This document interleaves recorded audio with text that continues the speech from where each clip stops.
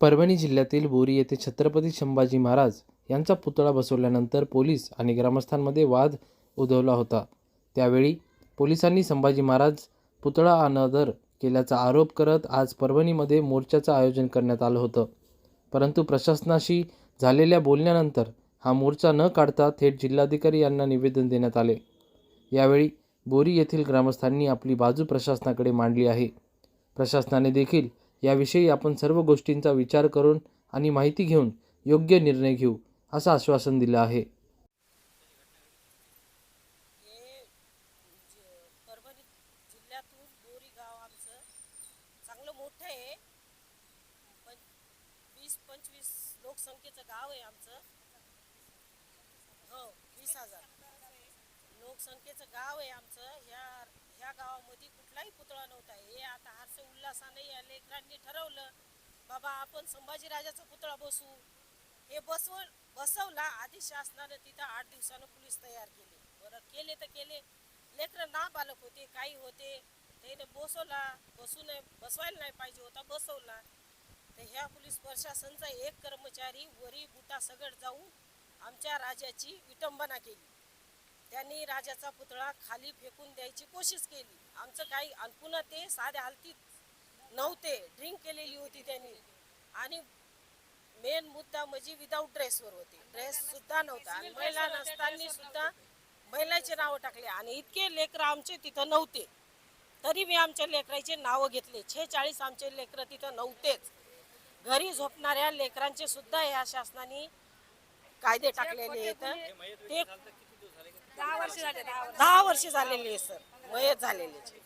हो, त्याच्यावर सुद्धा गुन्हा आहे। आणि काही काही जणांचे नाव पण विरुद्ध आहेत, त्याचे नाव पण आहेत, वडिलाचं वेगळं आहे। मनमानी कायदा केला नाही, जे मनमानी कायदा करू द्या, पण जे तिथं नव्हते, ऐकायला का, जे आम्ही तुम्हाला 2-3 मुलाचे जे तिथं नव्हते, ज्या ठिकाणी ते नव्हतेच मुलं, जे नंतर बघायला आले त्याचे सुद्धा नाव घेतले त्यानं। तर असं नका करू, जे नव्हते गुन्ह्यामध्ये त्याच्यावर टाका ना बाबा तुम्ही।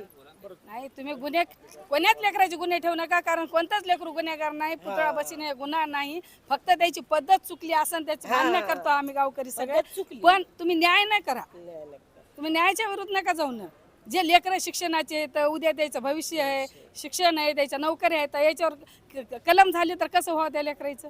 आता एका मुलाचं नाही, त्याचं भविष्य 5 तारखेला आता गरिबी परिस्थितीतले लेकर आहेत, त्याचे आई वडील करून खाणारे। आणि खरं अक्षरशः ते लेकर तिथं नव्हतेच, त्याचे पण नाव आहे। आमची कळकळीची विनंती आहे की जे लेकर तिथं नव्हते आणि जे आहेत त्याचे सगळ्याचे कलम काढून टाका। बस ही शासनाला आमची नम्र विनंती, हात जोडून विनंती आहे। छत्रपती संभाजी महाराजांच्या पुतळ्याच्या अनुषंगाने जी काही घटना घडली होती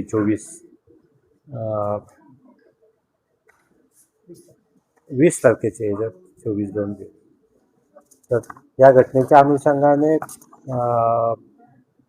जागेवर जे पण वस्तुस्थिती आहे तर त्याची पडताळणी करून यांच्या काही मागण्या होत्या, त्या मागण्यावर आपण सकारात्मक विचार करणार आहे। छत्रपती संभाजी महाराजांचा कुठलाही अनादर होणार नाही, त्याचं योग्य दक्षता घेतली जाईल। त्याचबरोबर कायद्याची जी चाकोरी आहे याबाबत, पुतळे बसवण्याबाबत जे शासन निर्णय आहेत त्याबाबतचं सुद्धा योग्यपणे पालन करून गावकऱ्यांच्या ज्या भावना आहेत त्या समजून घेऊन आणि कायद्याच्या मर्यादेत यातून मार्ग काढण्याचा प्रयत्न आहे। कुठल्याही कायदा सुव्यवस्थेचा प्रश्न निर्माण होऊ नये म्हणून पोलीस प्रशासन असेल आणि जिल्हा प्रशासन असेल, या संपूर्ण याच्यामध्ये सामोपचाराने आणि थोडंसं याच्यामध्ये एक संयम पाळून, दोन्ही स्तरावरून संयम पाळून योग्य मार्ग काढून पुढची कारवाई याच्यामध्ये केली जाईल। पोलीस प्रशासनाच्या स्तरावर किंवा त्या ठिकाणी त्या दिवशी उपस्थित असणारे जे कर्मचारी आहेत त्यांची पण भूमिका पडताळली जाईल। त्यांची कायद्याच्या बाजूने भूमिका असेल तर त्याला ते तपासलं जाईल, चुकीची भूमिका असेल तर त्याबाबतसुद्धा योग्य ती कारवाई करण्याचे निर्देश मी दिलेले आहेत।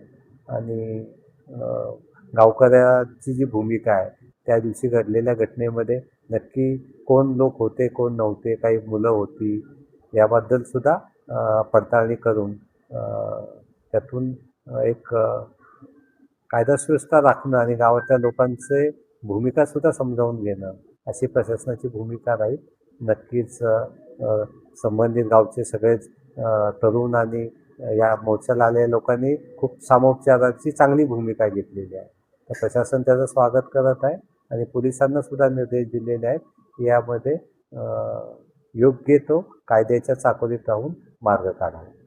वेगवेगळ्या 13 गुन्हे दाखल झाले आणि त्यात गुन्हे दाखल झाले असे आरोप म्हणजे कशा नावावर गुन्हे दाखल झाले असे नाही, यामध्ये कसं आहे की जे पण गुन्हे दाखल झालेले आहेत त्या सर्व बाबतीत पडताळणी केली जाते. शेवटी गुन्हे दाखल झाले म्हणजे FIR म्हणजे चार्जशीट नसतं. FIR आणि चार्जशीटमध्ये काही कालावधी असतो. त्यानंतर या गोष्टीच्या पडताळणी केली जाईल. जे योग्य आहे, जे वास्तव आहे ते राहील. बाकी सगळं त्याच्यामध्ये तपासांती त्या गोष्टी कमी होऊन जातील. प्रतिनिधी रियाज कुरेशी, DLP न्यूज, परभणी.